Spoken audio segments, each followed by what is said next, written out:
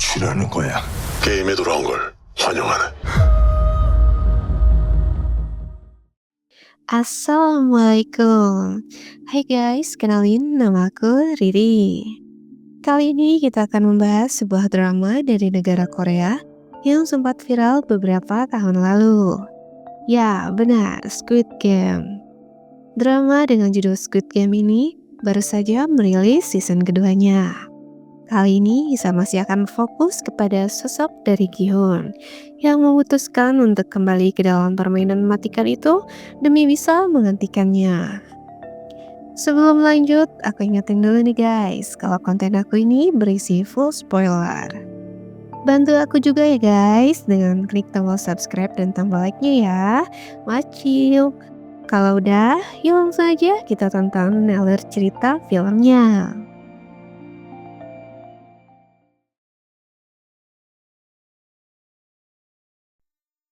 Melanjutkan dari season satunya, di mana Gi-hun yang awalnya berencana terbang ke Amerika untuk menemui anaknya, mendadak batal untuk pergi.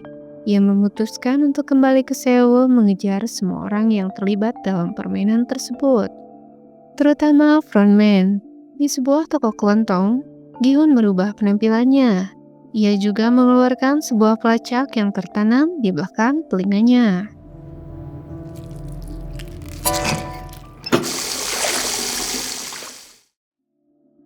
Sedikit informasi bagi yang belum nonton season satunya, kalau si Gi-hun ini adalah satu-satunya pemain yang berhasil selamat pada permainan mematikan sebelumnya, yang disebut Squid Game.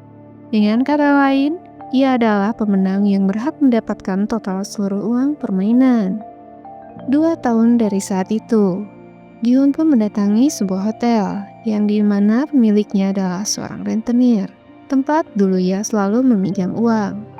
Selain melunasi semua hutangnya, Gi-hun yang kini memiliki banyak uang ternyata mempekerjakan rentenir dan seluruh anak buahnya untuk mencari tahu apa saja yang berhubungan dengan permainan tersebut. Selama 2 tahun terakhir, Gi-hun memerintahkan si rentenir dan anak buahnya untuk mencari sang rekruter yang biasa mangkal di stasiun kota itu. Si rekruter biasanya menantang para calon pemain dengan sebuah permainan bernama Dakji. Namun, usaha itu masih belum membuahkan hasil. Gi-hun pun menyuruh si rentenir untuk menambah jumlah orang dalam misi tersebut dan memperluas wilayah pencarian mereka. Awalnya, si bos rentenir ini tidak percaya dengan semua ucapan dari Gi-hun. Namun setelah bertahun-tahun melihat keseriusan dari Gi-hun, ia kini menjadi percaya. Ditambah lagi, Gi-hun juga menjanjikan uang 1 miliar won bagi siapa saja orang yang berhasil menemukan pria yang dicarinya itu. 아침 6시부터 시작이니까 10억을 더 준단다. 10억이요?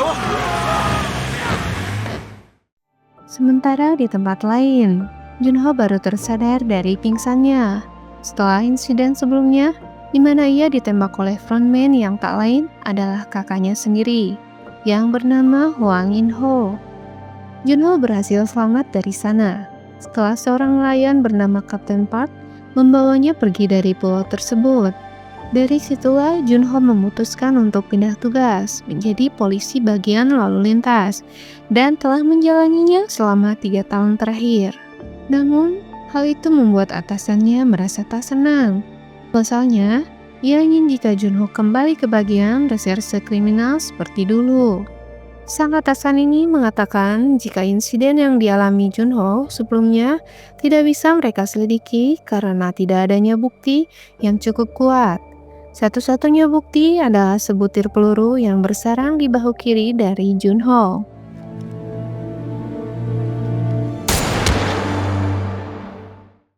Keesokan harinya, Junho pun menemui Kapten Park di sebuah dermaga. Meski telah pindah tugas ke divisi lalu lintas, Junho nyatanya masih belum bisa melupakan kejadian di pulau itu. Ia di sini masih ingin kembali menyadarkan sang kakak In-ho agar kembali pulang bersamanya. Dengan bantuan dari Kapten Park, Junho menyisir semua pulau yang ada di sana selama 2 tahun terakhir. Menyelam pun dilakukan Junho demi mencari tahu lokasi pintu masuk ke kedalaman pulau tersebut. Sementara di tempat lain, Gi-hun melakukan hal yang sama.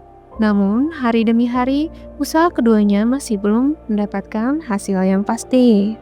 돈다발하고 딱지가 들어 있습니다. 5억의 보너스가 지급됩니다.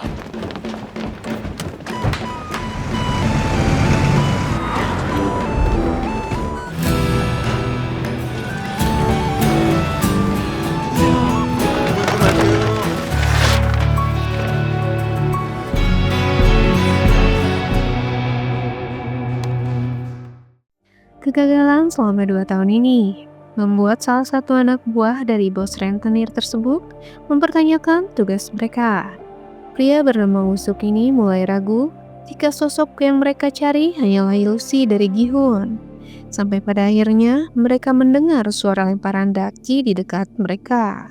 수억을 뿌려가면서 이렇게까지 하겠나 싶다. 진짜 딱지를 치는 놈이 있었으면 우리가 진지게 Tanpa menunggu lama, si bos rentenir langsung melaporkan penemuan tersebut kepada Gi-hun. Gi-hun yang mendapatkan keberadaan dari pria yang dicarinya selama ini, langsung tancap gas dengan mobilnya. Sayang, di perjalanan ia harus dihentikan oleh 2 orang polisi yang salah satunya adalah Junho. 속도 위반하셨습니다. 운전면허증 제시해 주세요. 제달 Hal itu membuat Usuk dan bosnya si rentenir ini memutuskan untuk mengikuti kemana si pria berjas itu pergi. Sampai tiba di sebuah taman kota, di mana si rekruter ini menawari para pengemis di sana untuk memilih antara roti atau sebuah kupon lotre undian yang dibelinya dari sebuah toko. Dari beberapa pengemis yang ada di sana, hanya 1 orang pengemis yang memilih roti untuk dimakan. Selebihnya, malah memilih kupon lotre dengan impian memenangkan hadiah di dalamnya.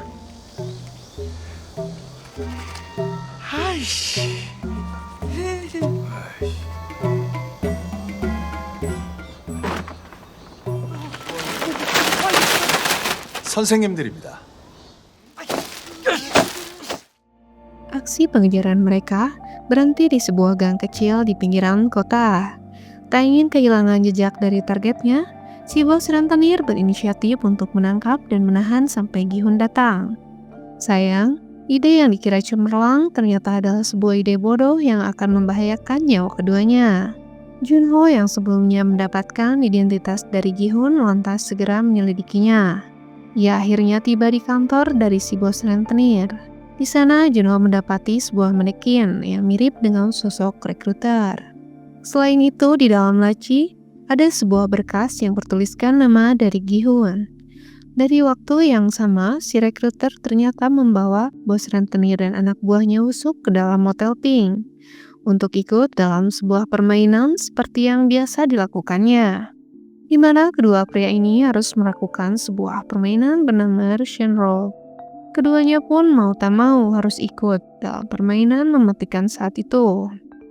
Namun jelas, salah satu di antara mereka nantinya harus ada yang meregang nyawa. 가위, 바위보 하나 빼기입니다.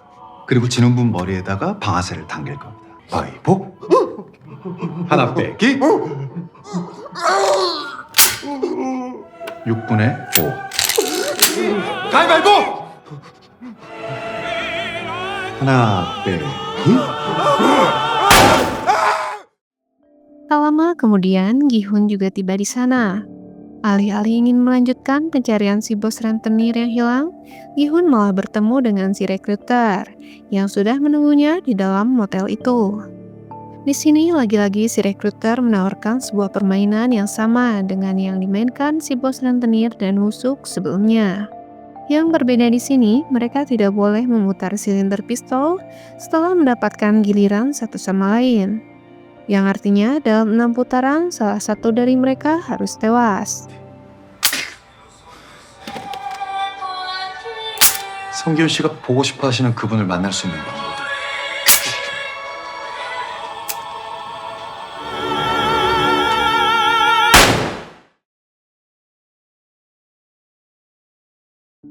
Sebelum tewas, si rekruter ini sempat memberitahu kepada Gi-hun jika di saku jasnya ada sebuah kartu nama yang bisa membantu Gi-hun mencari orang yang dicarinya selama ini. Dengan kata lain, Gi-hun bisa bertemu para petinggi dari permainan tersebut. Di waktu bersamaan, Junho juga tiba. Dengan cepat, ia langsung memeriksa satu persatu kamar hingga bertemu dengan Woo-suk yang tengah disekap. Woo-suk kemudian memberitahukan keberadaan dari Gi-hun kepada Junho. Namun, tanpa diduga Woo-suk datang untuk membantu Gi-hun dan berhasil melumpuhkan Junho. Karena tak pernah saling bertemu, Woo-suk pun menjelaskan siapa dirinya kepada Gi-hun. Woo-suk sendiri cukup terkejut saat melihat jasad dari si rekruter yang tergeletak dan menceritakan jika bosnya telah tewas. Junho pun tersadar dari pingsannya, kemudian diinterogasi oleh Gi-hun. Junho kemudian menjelaskan jika mereka berdua pernah saling bertemu di pulau di mana permainan memetikan itu diadakan. Ia berada di sana dalam misi penyamaran mencari kakaknya In-ho.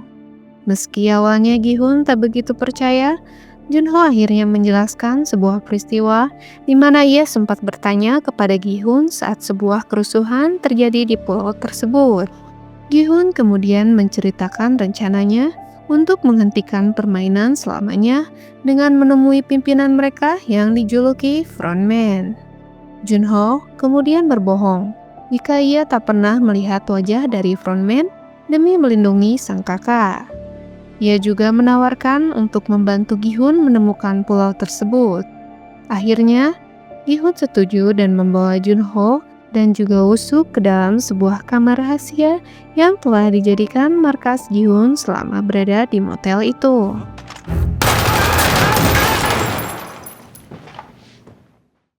Di scan lain, kita diperkenalkan dengan seorang wanita bernama Kang Noel, seorang warga negara Korea Utara yang melarikan diri ke wilayah Korea Selatan. Diceritakan jika Noel adalah mantan pasukan khusus Korea Utara dan memiliki seorang putri kecil yang masih terjebak di sana.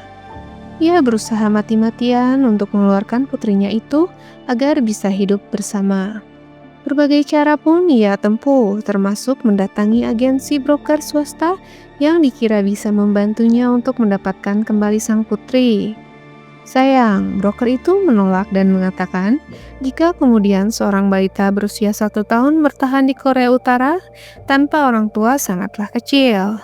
Pasalnya, Noel ini adalah buronan yang telah menembak atasannya saat militer dan melarikan diri ke wilayah Korea Selatan.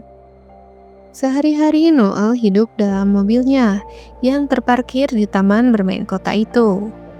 Pekerjaan Noel adalah sebagai seorang badut di taman bermain tersebut, mengenakan kostum kelinci berwarna merah muda dan menghibur anak-anak yang datang bermain di sana. Suatu ketika ada seorang bocah yang tertarik pada Noel karena memberikannya sebuah permen. Bocah ini bahkan mencari Noel sampai ke ruang ganti untuk memberikannya sebuah lukisan sebagai ucapan terima kasihnya. Diketahui jika bocah bernama Nayeon ini adalah putri dari seorang pelukis yang ada di taman bermain tersebut. Bocah ini hanya hidup dengan sang ayah yang bernama Gyeong-sok dan selalu ikut saat ayahnya bekerja di taman bermain itu. 아이 뭐 혈액암이래. Suatu malam Noel didatangi oleh seorang pria yang memberikannya kartu nama sebagai undangan untuk permainan mematikan Squid Game. Bedanya di sini Noel tidak harus bermain dakji seperti yang dilakukan oleh si rekruter kepada calon pemain mereka sebelumnya. Tak ingin membuang waktu lebih lama untuk menyelamatkan putrinya, Noel mengajukan pengunduran dirinya siang itu juga. Nayeon yang tidak mengetahui hal itu merasa sedikit kecewa saat ia tak mendapatkan permen dari badut idolanya. Kegalauan bocah ini ternyata berpengaruh pada kesehatannya. Sebuah ambulan muncul di taman untuk menjemput Nayeon yang tiba-tiba pingsan. Hal itu pun disaksikan langsung oleh sang ayah dan juga Noel. Sementara itu, di tempat lain terlihat Junho mendatangi sebuah pemakaman di mana istri dari sang kakak Inho dimakamkan. Diketahui jika istrinya ini meninggal dikarenakan penyakit mematikan yang mustahil disembuhkan. Meski hanya anak tiri, ibu dari Junho menyayangi Inho layaknya anak sendiri. Sang ibu mengira jika Inho tak mau pulang karena dulu istrinya tengah sakit keras. Tak ada yang bisa membantunya dalam hal pengobatan. Padahal ia pernah memberikan satu ginjalnya kepada Junho. Karena itulah Inho menerima suap dan dikeluarkan dari kepolisian demi membayar uang pengobatan dari istrinya. Ucapan dari ibunya inilah yang membuat rasa bersalah pada diri Junho yang ingin membawa kembali kakaknya itu untuk pulang. Sementara di waktu yang sama, Gi-hun mendatangi kediaman dari sahabatnya, Sang-woo, yang tewas di permainan sebelumnya. Gi-hun juga berencana untuk mengeluarkan ibu dari salah satu temannya, Sae-byuk, saat di permainan tersebut. Berdasarkan dari informasi broker swasta yang sama dengan yang didatangi oleh Noel, sang ibu ternyata baru dibebaskan dari penjara di Korea Utara. Malam harinya, Gi-hun mulai menjalankan rencananya. Ia memanggil seorang ahli gigi untuk mengganti giginya dengan sebuah GPS, agar lokasinya nanti bisa terlacak. Tak hanya itu, Gi-hun pun menyuruh Woo-suk untuk membawa beberapa orang profesional ke dalam misinya kali ini. Para veteran ini adalah mantan prajurit khusus yang terlatih dalam menggunakan senjata maupun pertempuran.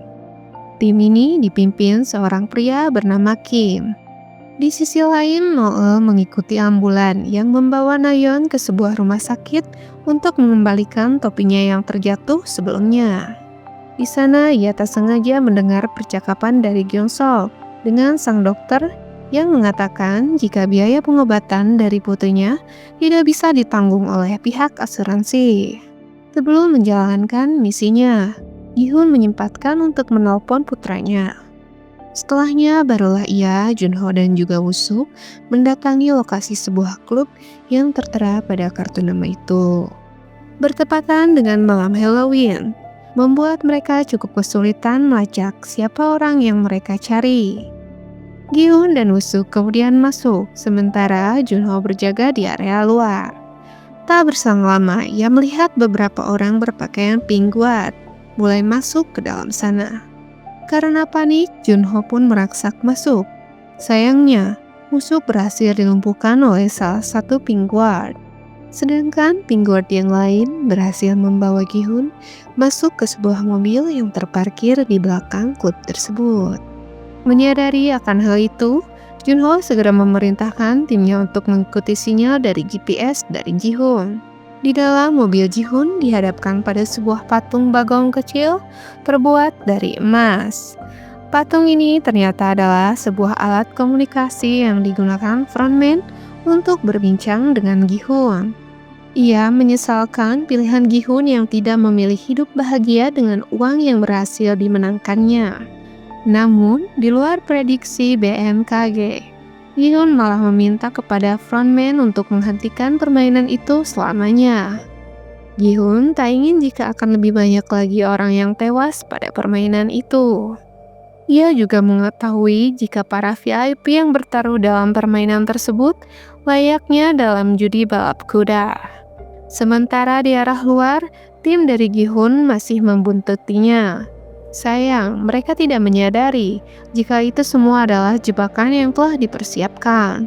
Satu persatu mobil mereka dibuat hancur, hingga tak ada lagi yang bisa menyelamatkan Gi-hun yang semakin menjauh. 행복하길 바랬지. 하고 싶은 말을 해봐. 그 게임 우리 게임을 열었을 뿐 경쟁에서 탈락한 쓰레기들. 좀 더 기다리세요. 인적이 드문 곳에서 잡아야 합니다. 사람은 그저 경마장의 말이고. 지금 쫓고 있는 중입니다.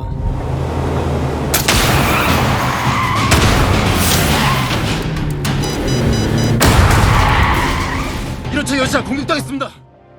1 Akibatnya, Gi-hun di sini terpaksa harus merubah rencana dengan meminta untuk ikut kembali ke dalam permainan tersebut dengan tujuan menyelamatkan sebanyak mungkin nyawa dari peserta di sana. 게임을 멈추라고 하지 않았나? 날 게임장으로 데려가. 네가 이 세상을 바꿀 수 있는 뜻대로 해주지. 게임에 돌아온 걸 환영하네. Di lokasi lain, Noel tengah bersiap untuk mendatangi lokasi tempat undangan yang diberikan kepadanya. Tak seperti pemain lainnya, Noel di situ justru mempersiapkan untuk menjadi pink guard dalam permainan selanjutnya yang akan diadakan di pulau tersebut.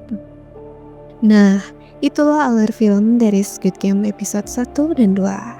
Untuk episode selanjutnya, jangan lupa untuk terus ikutin konten aku ya guys.